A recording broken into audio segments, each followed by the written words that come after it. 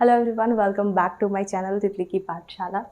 And अभी हम लोग स्टडी कर रहे हैं न्यूरॉन्स के बारे में, राइट। प्रीवियस क्लास में हम देखे थे कि जो हमारा न्यूरॉन्स है उसका स्ट्रक्चर कैसा था, राइट, और वो कितने टाइप का होता है, और जहाँ पे हम लोग उसके 3 मेजर पार्ट्स के बारे में भी पढ़े थे। और न्यूरॉन्स का 3 मेजर पार्ट कौन कौन सा था? तो सबसे पहला डेंड्राइट था, then cyton and then axon.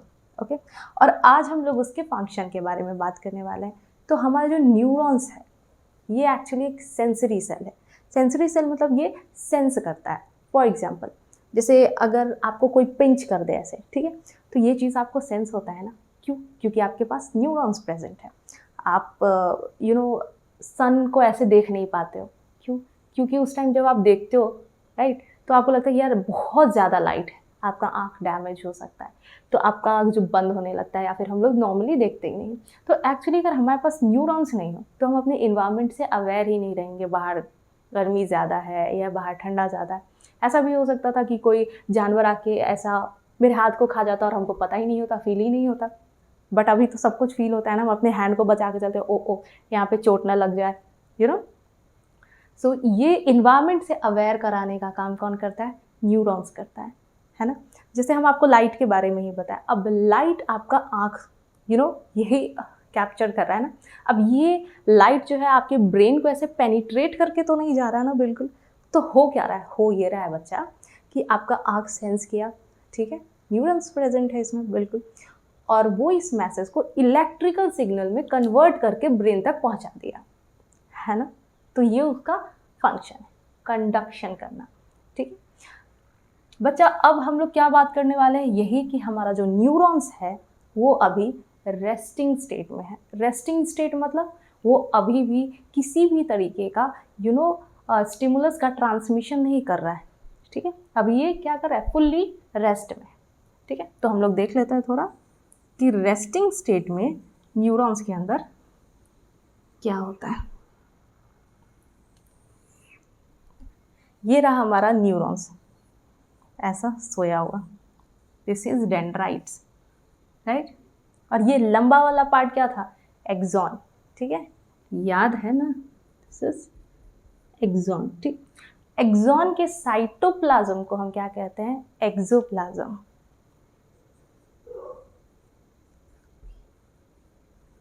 Axoplasm क्या है? तो ये क्या है? एक्सॉन का साइटोप्लाज्म, ठीक है, एक्सोप्लाज्म। बच्चा अभी हम लोग किस चीज़ की बात कर रहे हैं? हम लोग ये बात कर रहे हैं कि हमारा जो एक्सॉन है, एक्सॉन नहीं, न्यूरॉन, ठीक है, वो किस स्टेट? रेस्टिंग स्टेट में है, ठीक है। अभी ये किसी भी तरीके का यहाँ पे कंडक्शन का काम नहीं हो रहा है, ठीक है। तो रेस्टिंग स्टेट में होता क्या है कि यहाँ पर अंदर में कुछ चार्ज होता है, ठीक है। कैसा चार्ज? तो चार्ज होता है बच्चा, वो चार्ज होता है अंदर एक्सोप्लाज्म में -70 मिलीवोल्ट, ठीक है।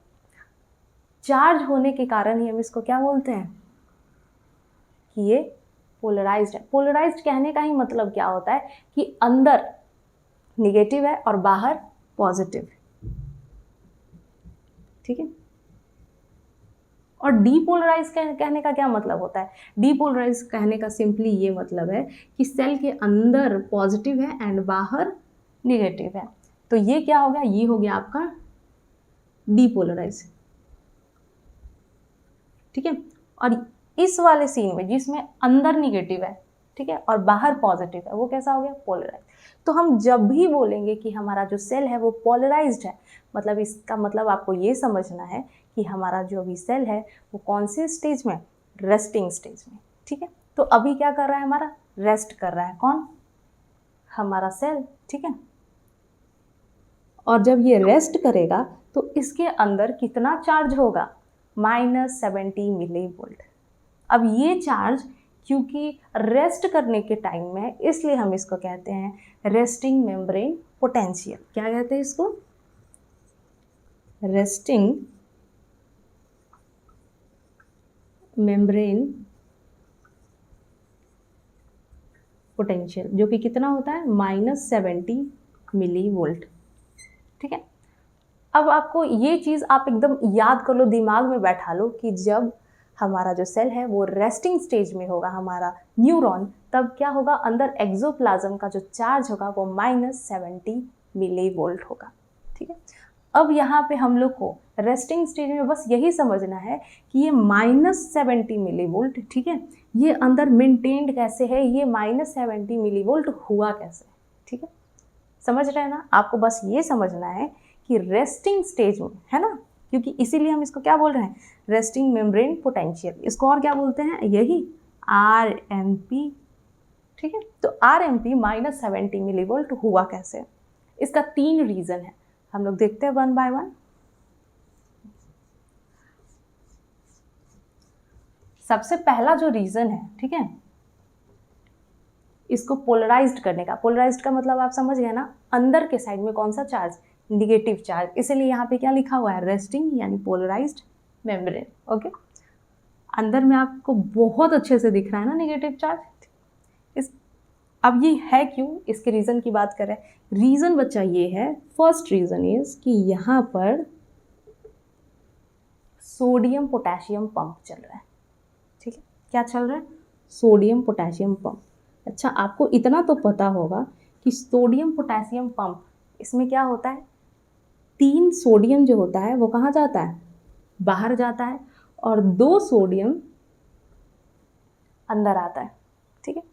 अब आपको यहाँ से ये चीज़ समझना है, देखो ध्यान से, 2 पॉजिटिव चार्ज अंदर आ रहा है और 3 पॉजिटिव चार्ज अंदर से बाहर जा रहा है, ठीक।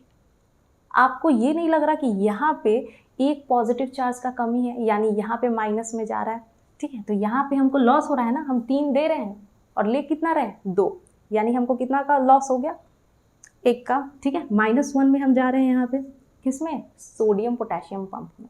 अब एक चीज़ आपको ये समझना है बच्चा कि जो आपका जो सेल है, ठीक है, इसके अंदर पोटेशियम क्या होता है, सबसे ज़्यादा होता है, ठीक है, सेल के अंदर इनसाइड में साइटोप्लाज्म में आपको ऑलवेज पोटेशियम ज़्यादा मिलेगा। बाहर की बात करें, बाहर कौन सा बाहर, ये जो स्पेस है बाहर वाला, ठीक है, इसको हम क्या बोलते हैं, ECF, this is ECF, extra cellular fluid. इसमें कौन ज़्यादा होता है, इसमें आपका ये सोडियम ज़्यादा होता है, Na, ठीक है, ये आप देख लिए। तो ये पहला रीज़न था किस चीज़ के होने का, अंदर माइनस चार्ज को क्रिएट करने का। -70 मिलीवोल्ट कैसे हुआ, हम यही देख रहे थे ना, तो हम देख चुके हैं कि -1 लॉस हो चुका है। सेकंड ये है बच्चा, आप ये देखो कि इसी मेम्ब्रेन पे कुछ ऐसा रास्ता बना हुआ है, ठीक है, जिससे कि अंदर का पोटेशियम क्या हो रहा है, लीक कर रहा है। आपको ये तो पता चल गया कि अंदर में क्या भरा हुआ है, पोटेशियम ज़्यादा है, क्यों, क्योंकि ये इनसाइड में सेल के अंदर ही ज़्यादा होता है। तो हम बना देते हैं K+, हम क्यों बना रहे हैं पोटेशियम, क्योंकि ये अंदर सेल के अंदर का चीज़ है, ये बाहर नहीं होना चाहिए, इसीलिए इसको बाहर से हम ATP लगा के, एनर्जी लगा के इसको अंदर ला रहे हैं, और सोडियम बाहर का चीज़ है तो एनर्जी लगा के इसको बाहर फेंक रहे हैं। तो बाहर हमको क्या मिलेगा, Na+, सोडियम ही सोडियम बाहर भरा हुआ है, ठीक है।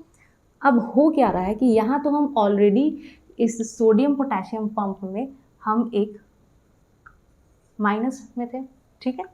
यहाँ पे क्या हो गया कि यहाँ पे एक रास्ता बना हुआ है, ठीक है, जिसको हम क्या कहते हैं, लीकी चैनल। और लीकी चैनल से हमारे सेल के अंदर में ये जो पोटेशियम प्रेजेंट है, ये क्या कर रहा है, लीक कर रहा है। तो ये क्या किया, ये यहाँ से बाहर निकल गया। एक तो हम पहले ही लॉस में हैं, ठीक है, और ऊपर से जो मेरे पास 2 पोटेशियम बच रहा था उसमें से भी देखो ये बाहर जा रहा है। एक तो पहले ही लॉस में, ऊपर से इस लीकी चैनल के कारण हम अगेन लॉस में जा रहे हैं। सो यहाँ से क्या हो रहा है, पोटेशियम लीक कर रहा है। अब यहाँ पे ये क्वेश्चन आता है कि पोटेशियम लीक क्यों कर रहा है। देखो बच्चा, हम ये पढ़ चुके हैं कि ये जो पोटेशियम है ये क्या होता है, अंदर में बहुत ज़्यादा होता है, राइट, और बाहर में कौन ज़्यादा होता है, सोडियम ज़्यादा होता है, अंदर में पोटेशियम ज़्यादा होता है। कोई भी चीज़ हायर कॉन्सेंट्रेशन से लोअर कॉन्सेंट्रेशन की तरफ जाना चाहता है ना। तो बस वही चीज़ होता है कि अंदर ये ज़्यादा भरा हुआ है, ठीक है, प्लस एनर्जी लगा लगा के भी इसको अंदर लाया जा रहा है। तो ये क्या चाह रहा है कि हम बाहर चले जाए। क्यों? क्योंकि बाहर इसका कॉन्सेंट्रेशन कम है, इसलिए ये क्या कर रहा है, यहाँ से लीकी चैनल से निकल रहा है। तो इस रास्ते का क्या नाम है? दिस रास्ता इज कॉल्ड लीकी चैनल। इसको क्या कहते हैं?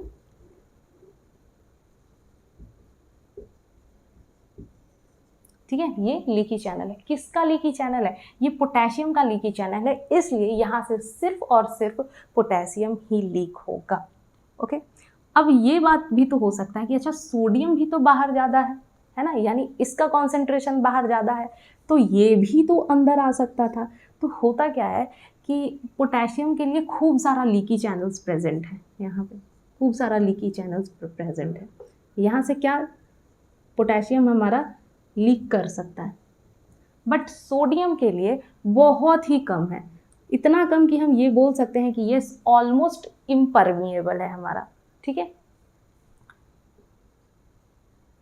और आप देख सकते हो कि यहाँ पर एक लीकी चैनल ये हो गया, ठीक है, ये है, ये है, ये है, 4 है, इसके लिए एक, मतलब ऑलमोस्ट नेग्लिजिबल यार। अब एक तो कि हम ऑलरेडी यहाँ पे लॉस में जा रहे हैं, ठीक है, ऊपर से जो था वो भी यहाँ से निकल रहा है, तो हमारे पास क्या हो गया, देख रहे हैं, अंदर माइनस निगेटिव चार्ज तो होगा ही बिल्कुल, एंड बाहर क्या, अगर अंदर निगेटिव चार्ज हो रहा है, अंदर अगर निगेटिव चार्ज हो रहा है तो बाहर सिंपल सी बात है कि पॉजिटिव चार्ज तो होगा ही, है ना। अब क्या होता है, एक और चीज़, एक तो कि पोटेशियम का मारा था, ऊपर से लीक भी कर रहा है। अब इसको और निगेटिव बनाने के लिए अंदर में कुछ निगेटिव आयंस प्रेजेंट होते हैं, प्लस कुछ negative charge protein.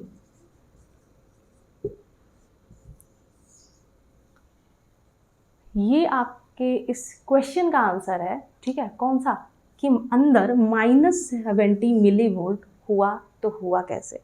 So the first reason is ये वाला चीज़, ठीक है, क्या था ये था सोडियम पोटेशियम पंप, ये था सोडियम पोटेशियम पंप, ठीक है।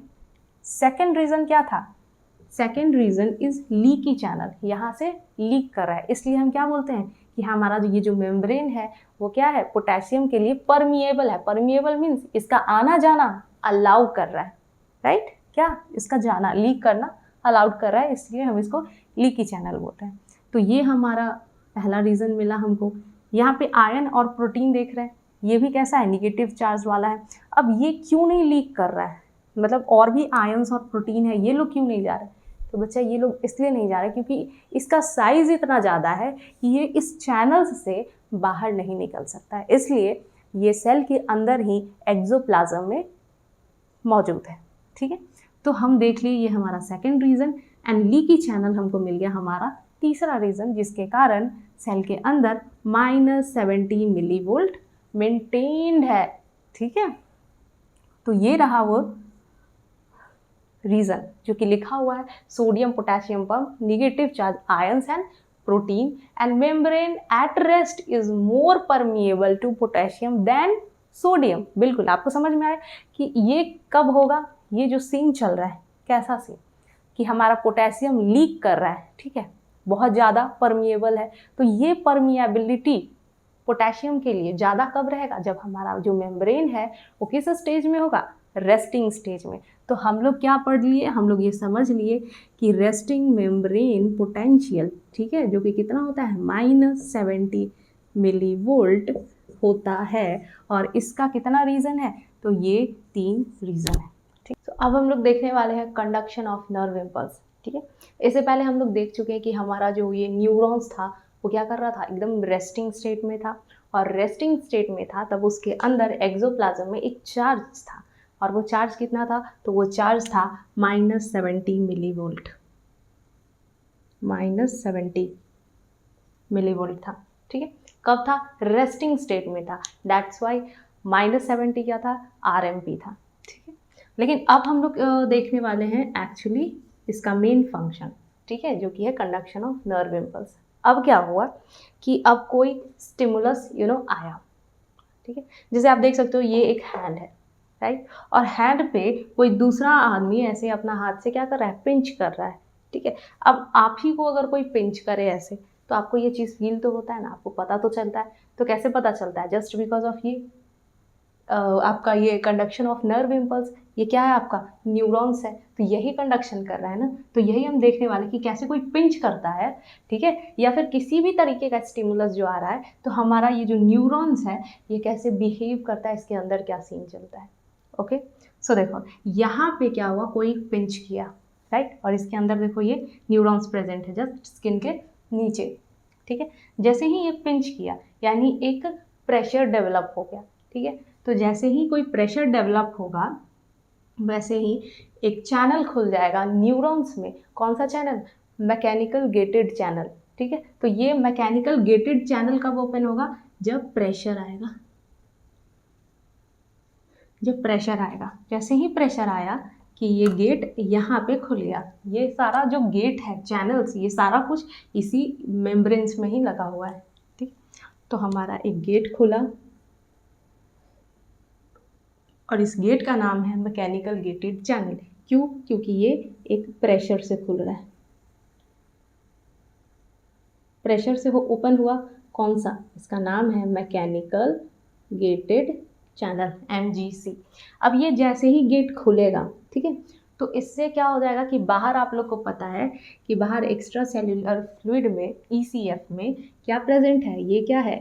ECF, extra cellular fluid. यहाँ पे क्या प्रेजेंट है? सोडियम प्रेजेंट है।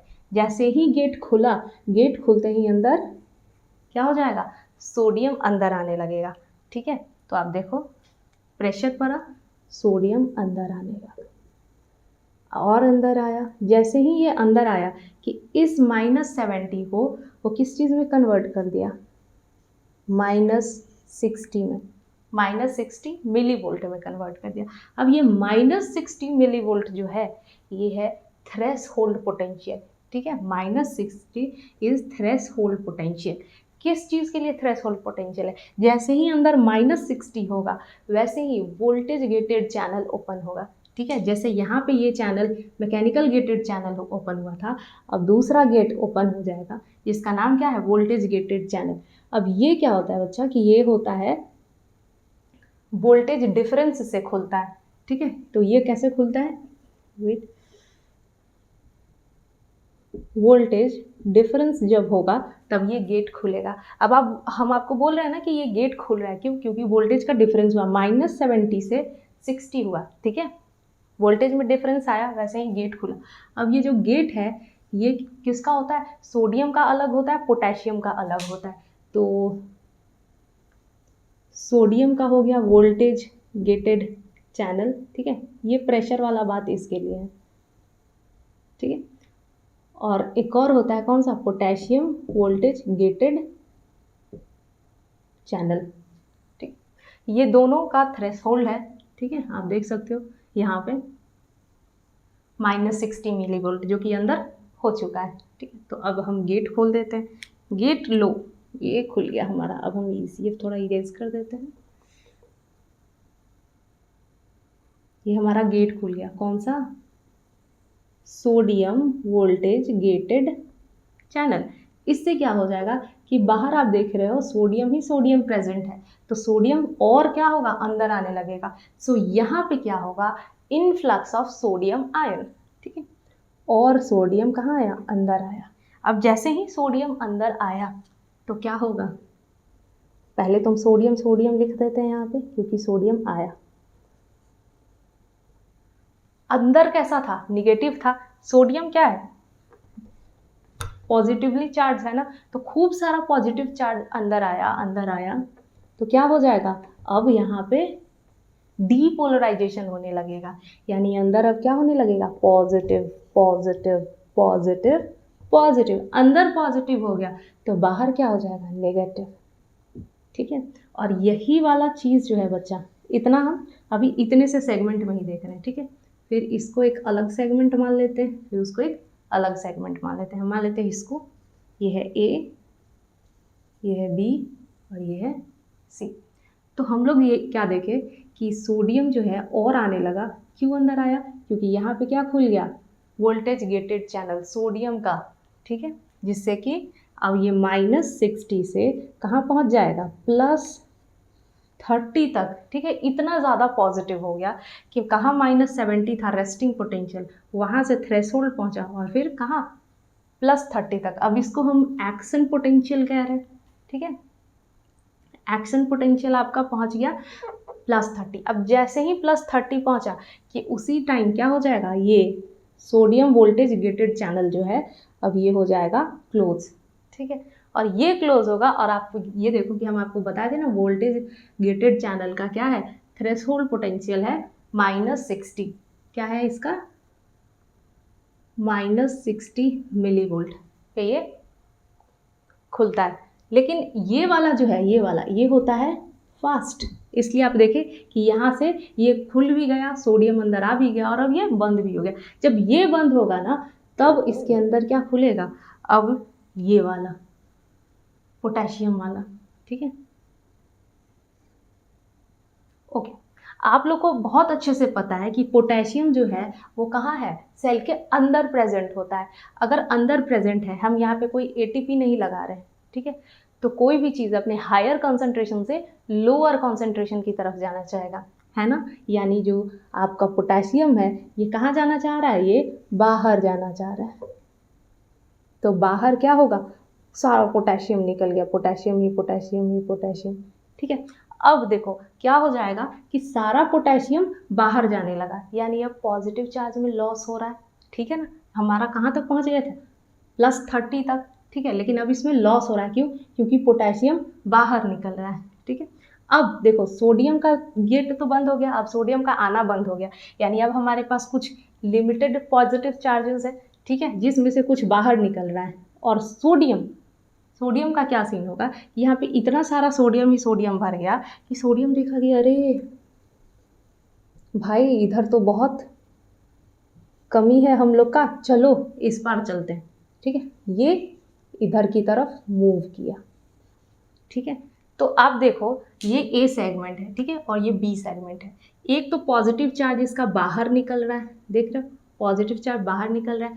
दूसरा जो सोडियम वाला था पॉजिटिव, वो कहाँ जा रहा है, वो दूसरे सेगमेंट में जा रहा है। यानी अब इसके अंदर का माहौल जो है वो क्या हो गया, गड़बड़ाने लगा। यानी अब ये फिर से कहाँ चला जाएगा, फिर से चला जाएगा -70 में, ठीक है। और -70 से, ठीक है, -60 हुआ, फिर 30 हुआ, फिर -70 हुआ। इसको हम क्या कहते हैं, इसको हम कहते हैं रीपोलराइजेशन, ठीक है। ये क्या हो गया, रीपोलराइजेशन,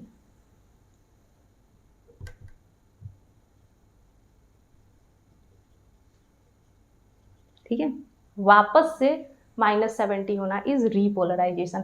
यहाँ पे ये जो +30 हो गया था ऐसे, ये क्या था, ये डीपोलराइजेशन होना हुआ था। अब देखे थे कि डीपोलराइजेशन होने में क्या हुआ था, अंदर का जो चार्ज था वो क्या हो गया, उल्टा हो गया, अंदर पॉजिटिव हो गया एंड बाहर निगेटिव हो गया, ठीक है। रीपोलराइजेशन आप समझ गए, फिर से क्या हो जाना, पोलराइज होना इज रीपोलराइजेशन। अब ये वाला जो वेव था फिर आगे चला जाएगा, फिर जैसे ही सोडियम यहाँ पे भर जाएगा, ठीक है। और यहाँ पे पहले से क्या था, देख रहे हो निगेटिव चार्ज है, यानी यहाँ पे पहले क्या था, -70। जैसे ही सोडियम अंदर आया, ठीक है, अगेन यहाँ पे जो सारा सीन हुआ था वही चीज़ होने लगा, पूरा सोडियम आया, फिर एक गेट खुल गया, ठीक है, और ज़्यादा इन्फ्लक्स होने लगा, और सोडियम आया, और सोडियम आया, ठीक है।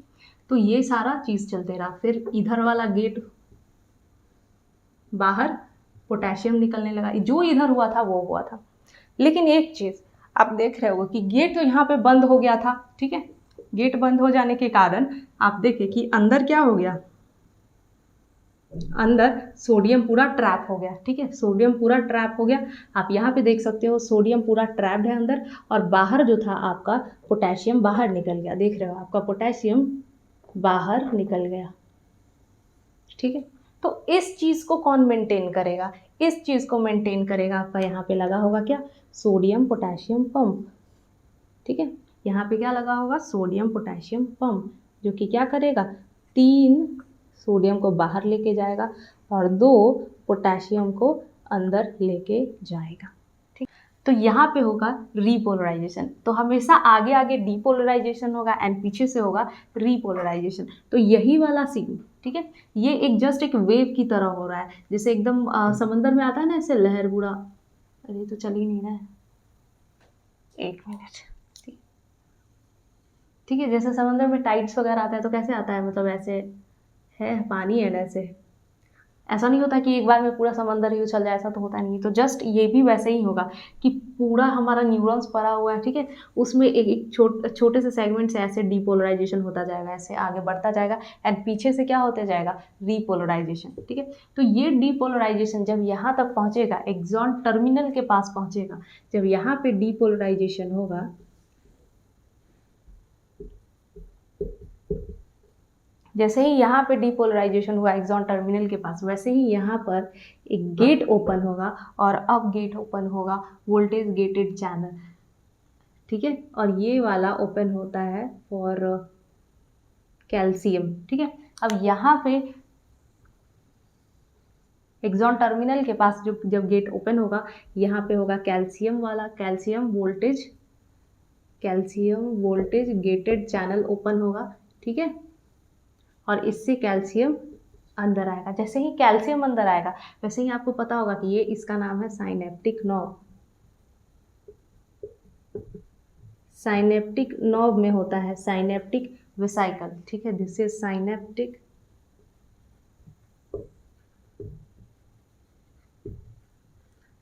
वेसिकल। तो ये कैल्शियम जो है इसको पुश करेगा बाहर की तरफ जाने के लिए, एकदम यहाँ पे जाने के लिए। तो ये जो है हमारा साइनेप्टिक वेसिकल, इसके अंदर क्या भरा होता है, न्यूरोट्रांसमीटर केमिकल। तो जैसे ही ये यहाँ पे आ जाएगा, ये यहाँ पे क्यों आता है, कैल्शियम के कारण। कैल्शियम इसको क्या करता है, धक्का देता है, ठीक है। तो कैल्शियम इसको ऐसा ठेल के यहाँ तक ले आया, ठीक है, मेम्ब्रेन से ये फ्यूज हो गया, और जो केमिकल था, ठीक है, केमिकल क्या था, न्यूरोट्रांसमीटर